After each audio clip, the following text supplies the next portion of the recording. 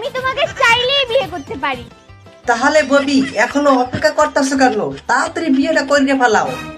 কিন্তু করি না কেন জানো? কেন বেবি, কি জন্য করো না? পাবলিক আর জনগণ সবাই জানতে চায় তুমি বিয়েটা কেন করবা না।